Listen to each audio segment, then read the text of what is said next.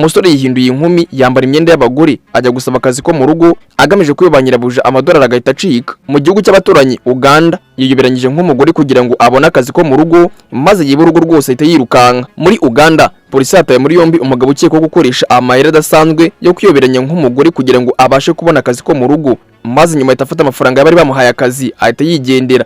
Uyu mugabo witwa Kayaga Ryan bivuga yuko yari amaze igihe akoresha umwirondoro w'umugore witwa Namirembe Rukia kugira ngo abantu bamwemere gukora imirimo yo mu rugo batagize icyo bamukekaho. Amakuru atangajwe na polisi ya Uganda agaragaza yuko yafatiwe mu gace ka Mutundwe mu mujyi wa Kampala, aho ngo yaramaze yakura mu rugo rumwe nk'umukozi wo mu rugo.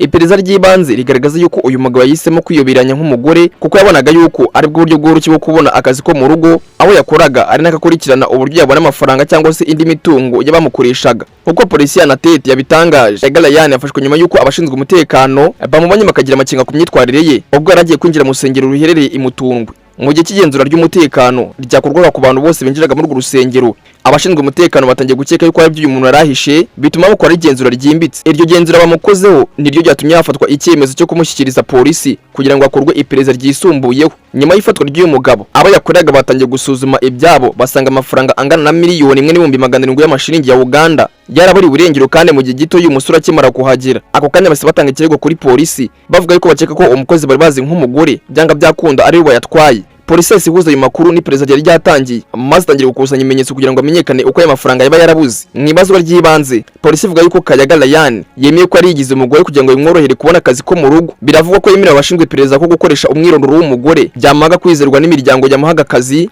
bityo akabona uburyo bwo kugera ku mitungo neza. Icyakora polisi yavuze ko iperereza rigikomeje kugira ngo amenyekane niba ibindi byaha yaba yarakoze cyangwa se niba hari n'ahandi barakoresheje buno buryo bwo kugira nk'umugore kugira ngo abashe kubiba. Akaba afungiye kuri sitasiyo ya polisi mu gihe iperereza rigikomeje. Polisi kandi yatangaje ko nyuma yo kongeza gukusanya ibimenyetso, dosiye zashyikirizwa ubushinjacyaha kugira ngo agezwe imbere y'urukiko akurikiranwe ku byakekwaho. Nyuma y'iri fatwa kandi polisi ya Uganda yongeye kwibutsa abantu bose baba bakoze akazi ko bakwiye kugira ubushishozi igihe bashaka abakozi bo mu rugo.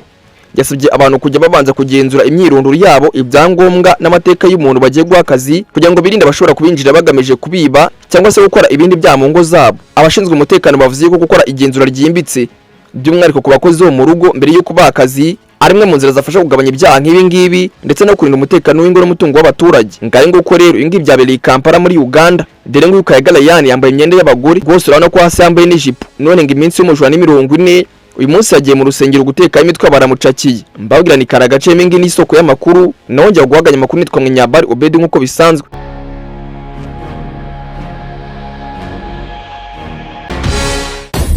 Obi Time News.